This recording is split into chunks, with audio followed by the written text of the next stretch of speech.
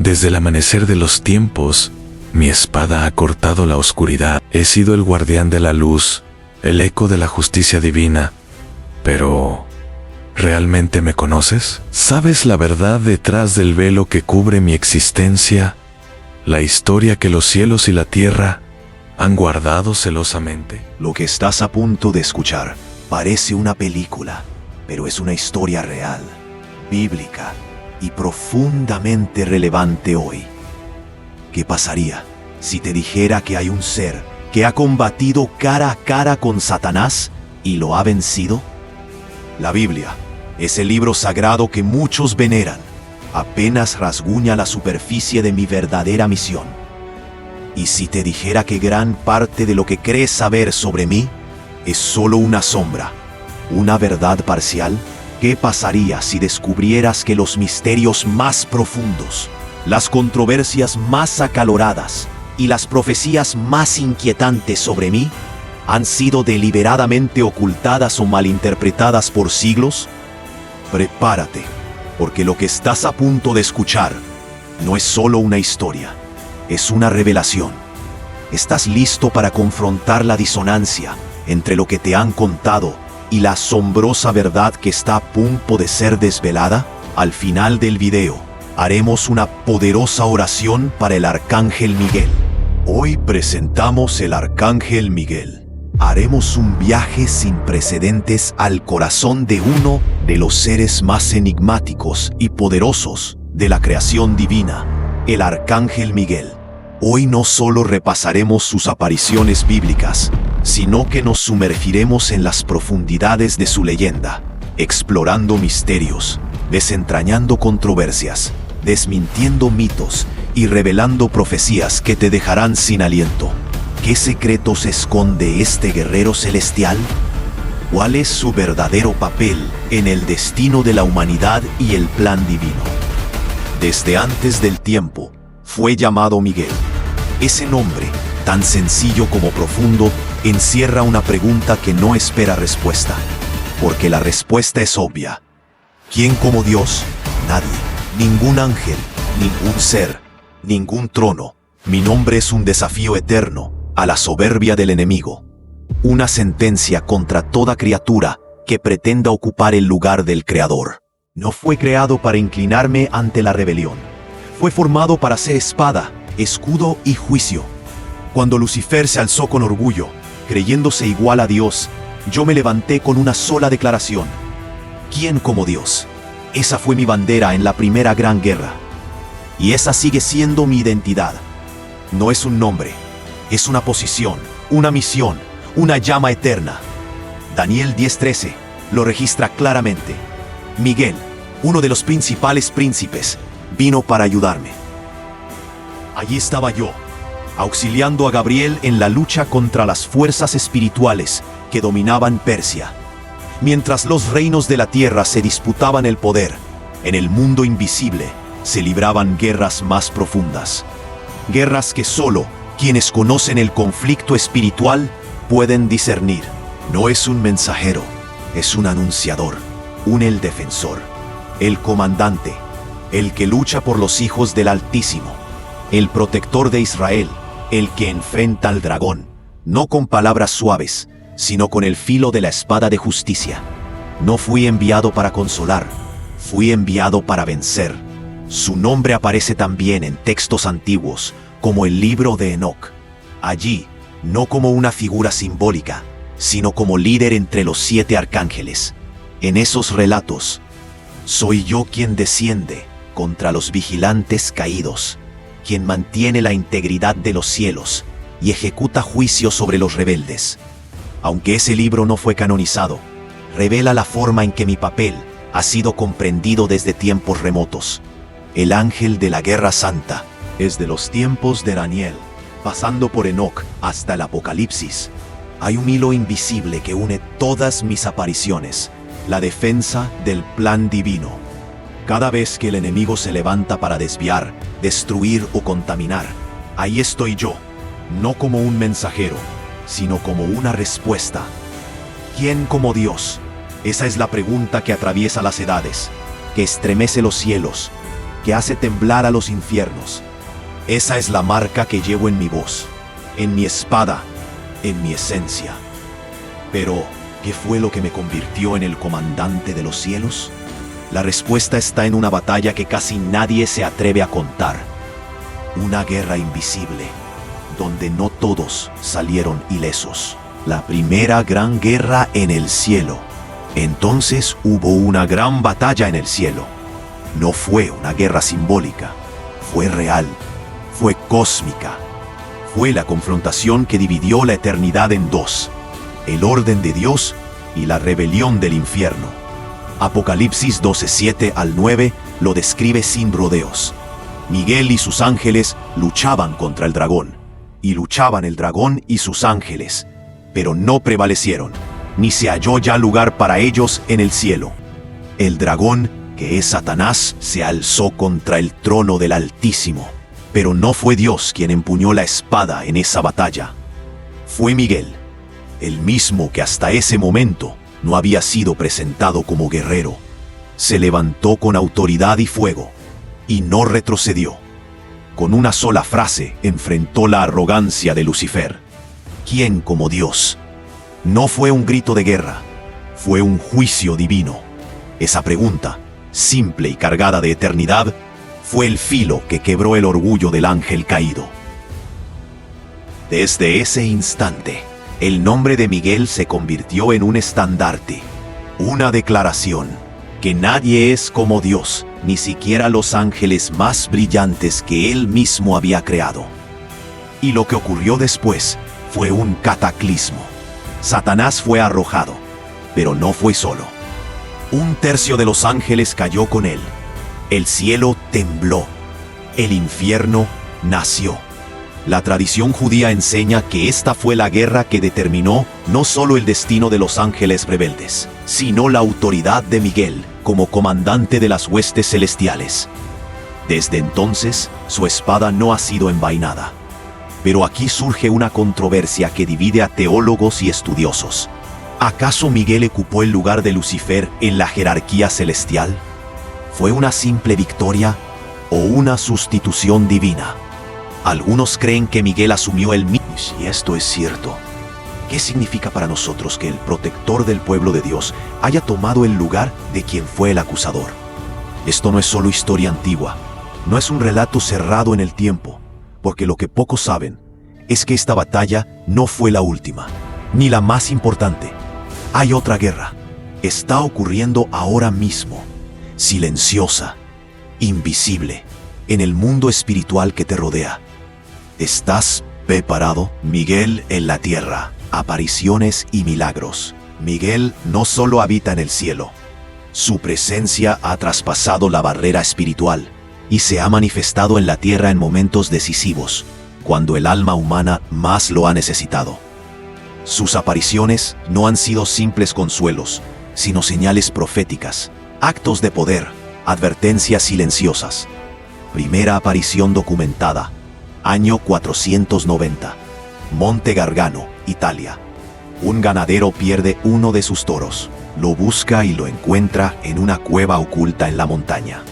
Al intentar recuperarlo, lanza una flecha, pero esta, en lugar de avanzar, se invierte en el aire y regresa hacia él.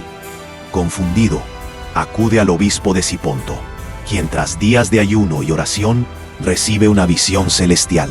El arcángel Miguel se manifiesta y declara el lugar como sagrado. Desde entonces, esa cueva se convirtió en un santuario de peregrinación, donde por siglos los fieles han acudido en busca de protección divina.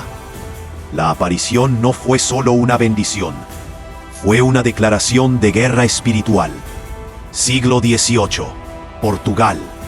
Antonia de Astónaco, una monja carmelita, asegura recibir una revelación sobrenatural. En sueños, el arcángel Miguel le pide que promueva una nueva forma de oración. 9 invocaciones, una por cada coro celestial. Así nace la coronilla o rosario de San Miguel. La monja afirma que cada coro angelical actúa en una dimensión distinta del alma y de la guerra espiritual. El Papa Pío IX aprueba esta devoción.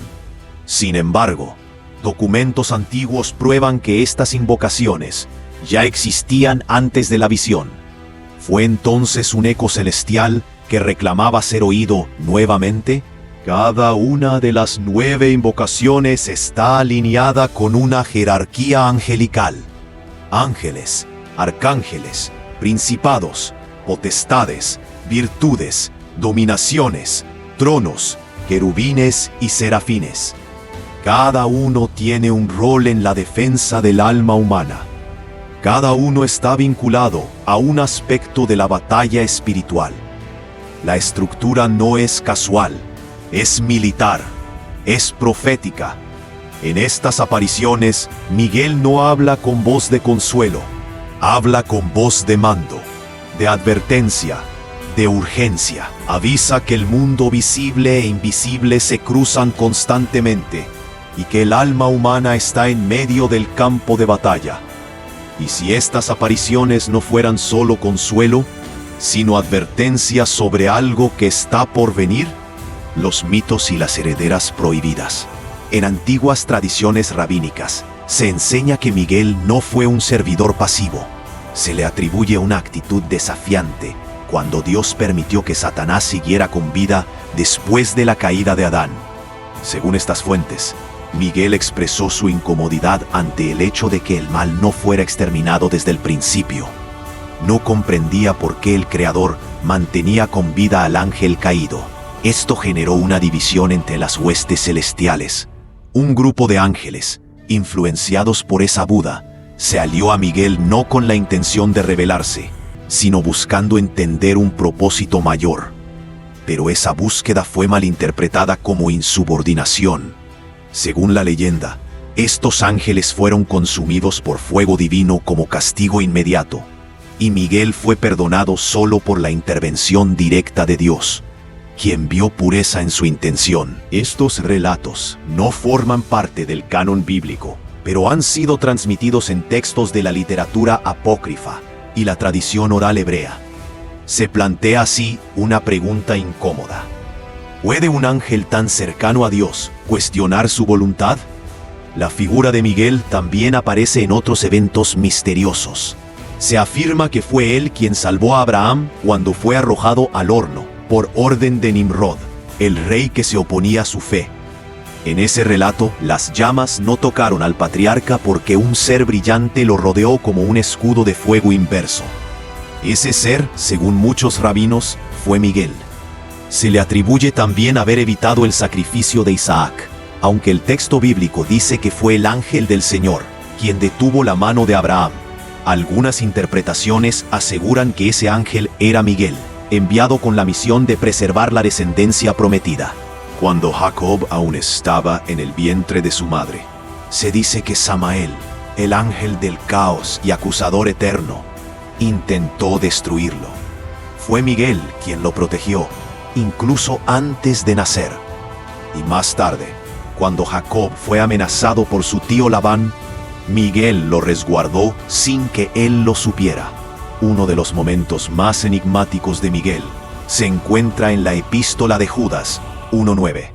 Allí se relata que el arcángel Miguel disputó con el diablo por el cuerpo de Moisés. No hay más detalles. No se menciona el lugar, ni el motivo, ni el desenlace. Solo el hecho.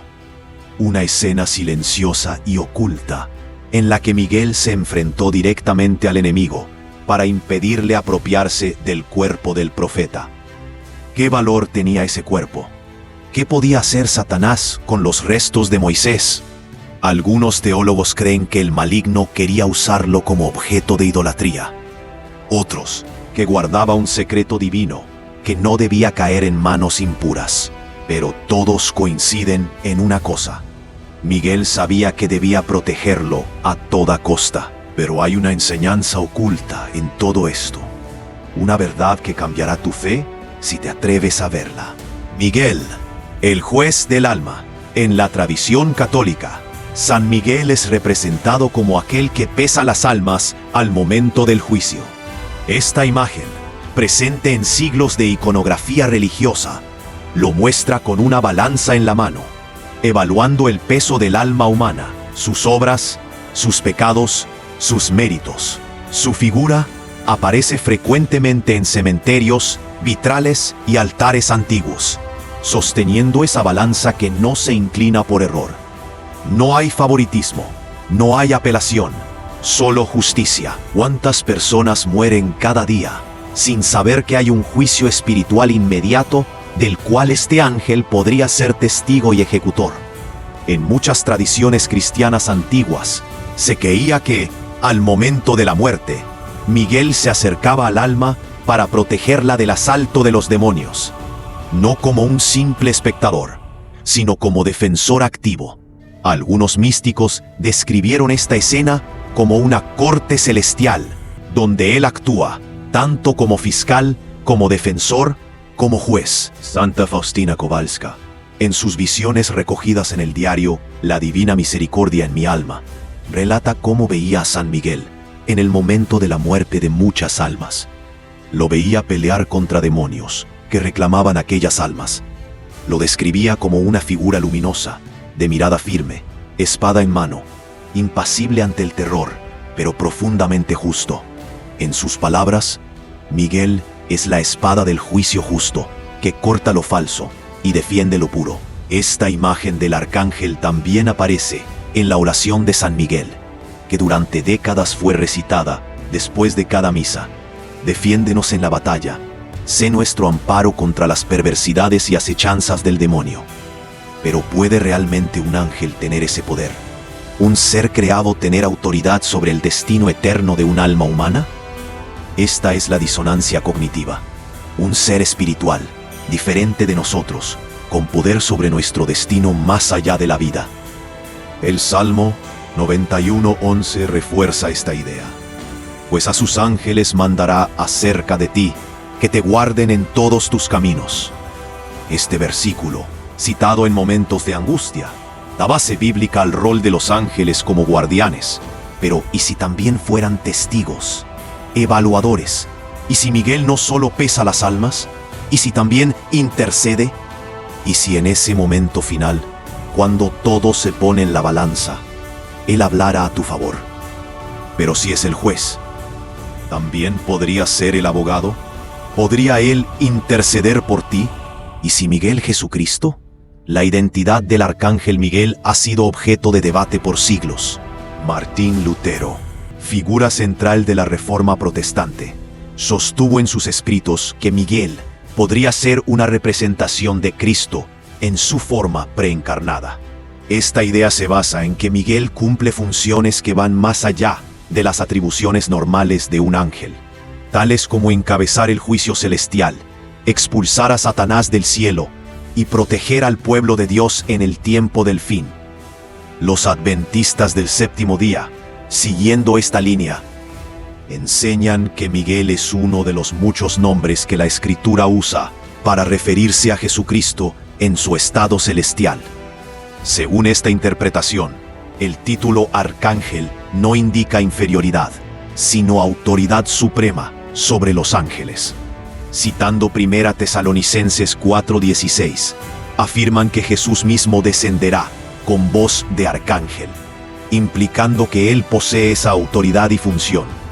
El texto de Judas 1:9 muestra a Miguel contendiendo con el diablo por el cuerpo de Moisés, acción que en la mentalidad hebrea sería propia de una figura con autoridad divina sobre la muerte, algo que en otras partes del Nuevo Testamento se atribuye únicamente a Cristo.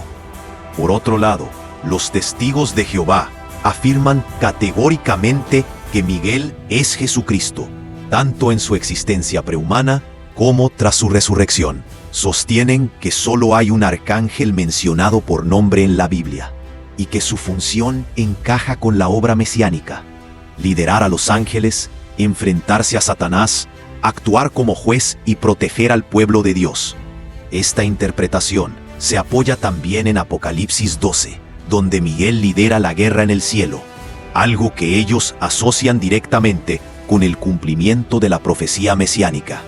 Los mormones, sin embargo, ven en Miguel a Adán, el primer hombre, pero también lo consideran un príncipe celestial que participó con Jehová, Jesús preencarnado, en la creación del mundo.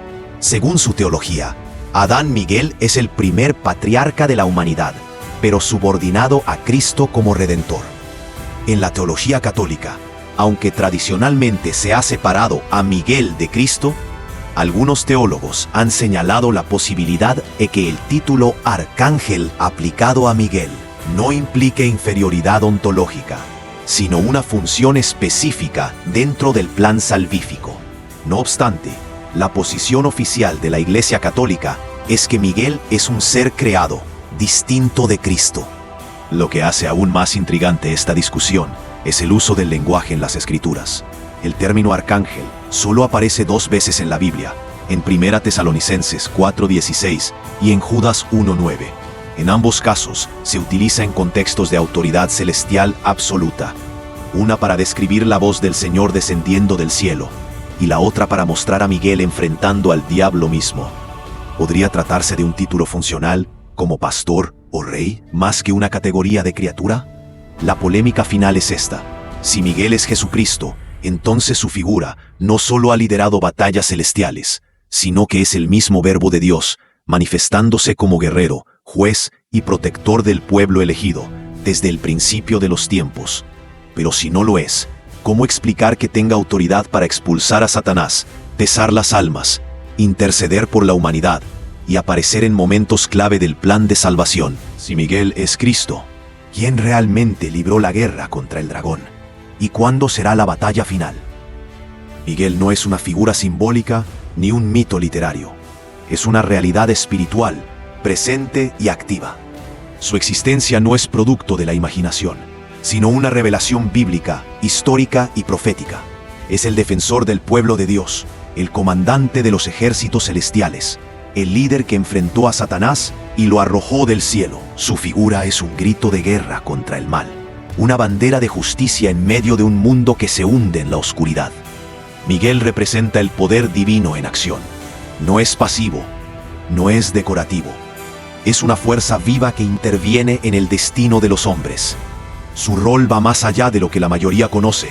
Acompaña a las almas justas al paraíso, intercede en los juicios del alma, se manifiesta en tiempos de necesidad y libra batallas invisibles por aquellos que ni siquiera saben que están siendo atacados.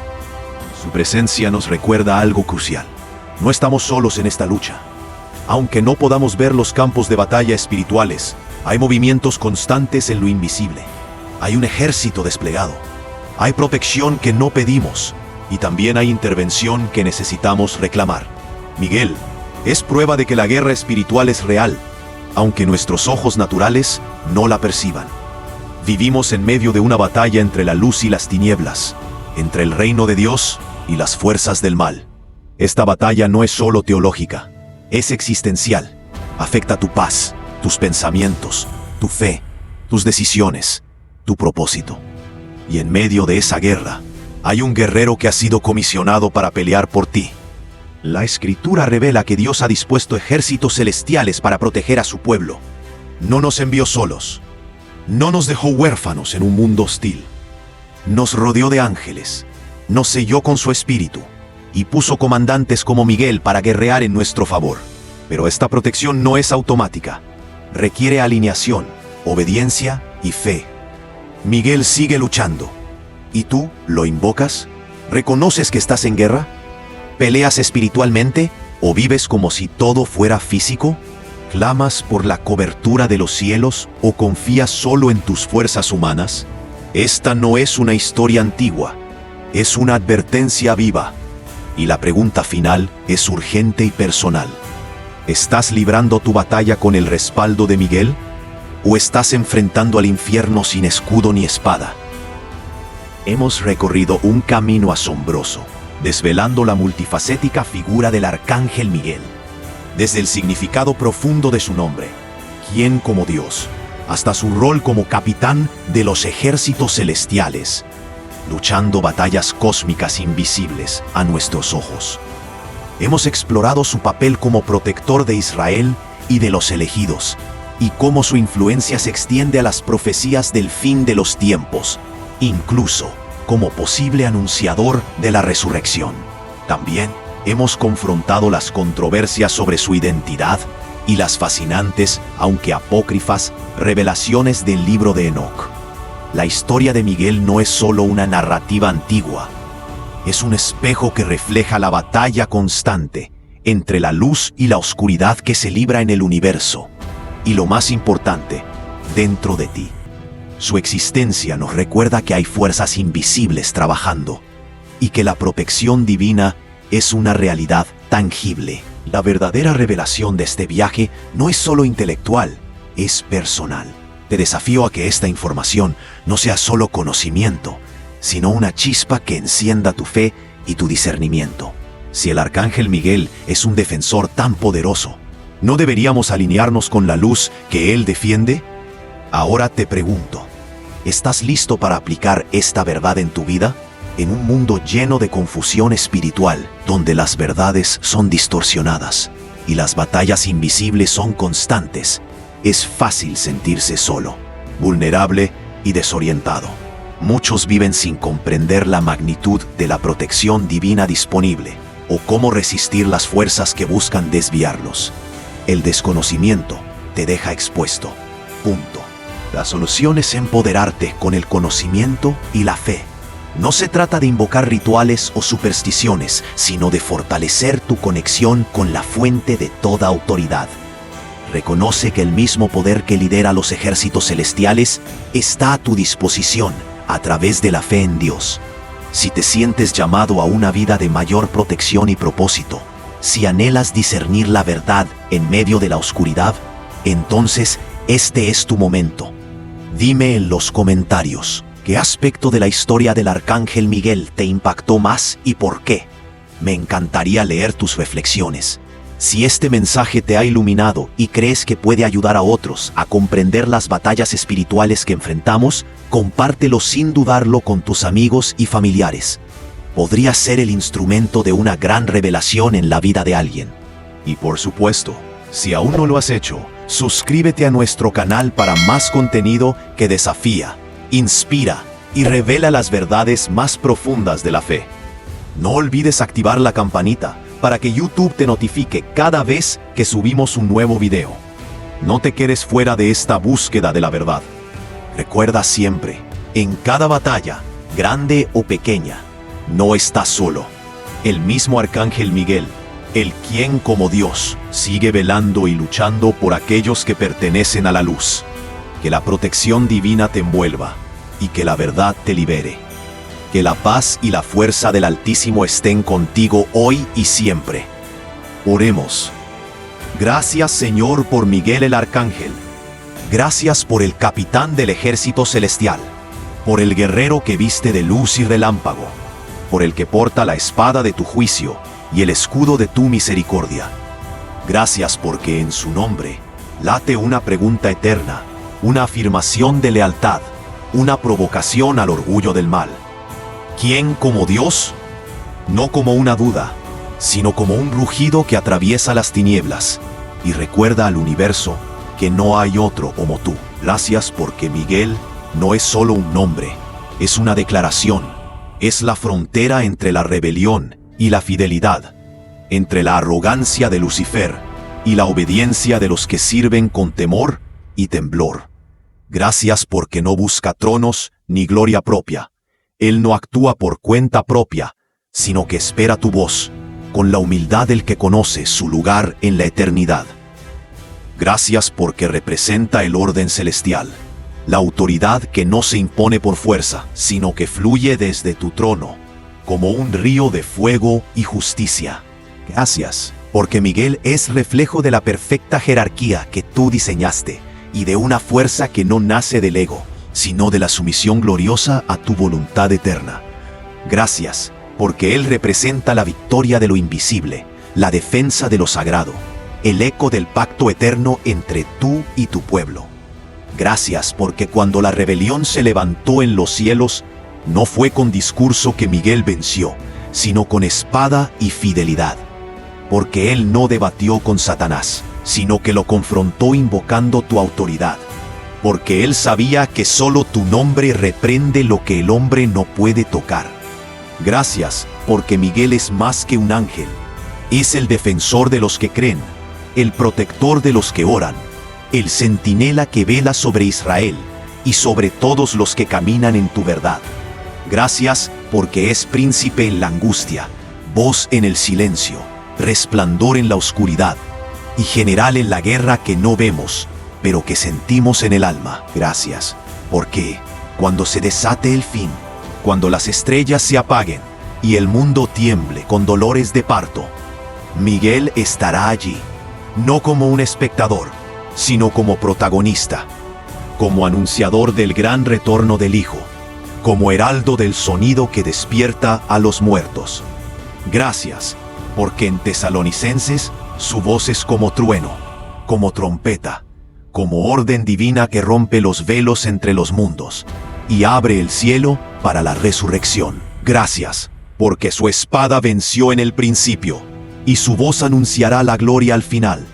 Gracias, porque Miguel no solo combate demonios, combate ideologías, mentiras, desesperanza y la ceguera espiritual de una generación que olvidó lo sagrado. Gracias, porque él representa la resistencia de la luz, la fidelidad sin grietas, la santidad que no se negocia, el amor que se expresa en batalla y la verdad que no se rinde. Gracias porque su figura no es mito ni adorno, sino realidad espiritual que actúa en lo secreto y deja huellas en lo eterno. Gracias porque su papel no se limita a los días de Enoc o Moisés. Hoy mismo, aquí, mientras oro, Él está presente en las regiones celestes, peleando por mi alma, por mi casa, por mi fe. Gracias porque Él no duerme ni se cansa, no duda ni se esconde. Y cuando la oscuridad cubre la tierra, su espada silente corta cadenas que ni siquiera sabemos que llevamos. Gracias porque Él representa el peso de tu justicia, la fuerza de tu palabra, la manifestación viva de que el cielo no abandona a los suyos. Gracias porque cuando un hijo tuyo clama, tú respondes, y muchas veces lo haces enviando a Miguel con armadura de fuego y palabras que estremecen al infierno. Gracias porque Él es señal de que no estamos solos, de que la batalla es real, pero también lo es la victoria. Porque donde hay fe, hay defensa, y donde hay oración, hay intervención divina. Gracias porque Él es el escudo del débil, el rugido del valiente, el muro que se levanta cuando todo parece perdido. Gracias porque lo has puesto como príncipe de los tiempos finales, como testigo del juicio, pero también del despertar de los que duermen en esperanza. Gracias porque su figura es controversia, pero también es promesa. Porque aunque muchos no comprendan su lugar, los que te buscan sienten su protección. Los que se alinean contigo sienten su cobertura. Los que oran con sinceridad sienten su respaldo. Gracias porque su vida grita que la verdad no necesita aplausos para ser eterna, ni multitudes para ser poderosa. Gracias porque Él representa todo lo que el mundo ha olvidado: honor, obediencia, santidad y guerra espiritual. Gracias por Miguel, Señor. Gracias por quien es, por lo que representa, por el papel que cumple en el cielo y en la tierra. Gracias por recordarnos a través de Él que en esta guerra invisible no estamos solos, que en esta lucha diaria por permanecer fieles, tú has puesto a uno que se levanta por nosotros, uno que, cuando todo se apaga, aún resplandece y grita con su espada. ¿Quién como Dios? Gracias por el Arcángel Miguel. Gracias por su historia jamás contada, que ahora se escribe en nuestro corazón. Amén. Bendiciones.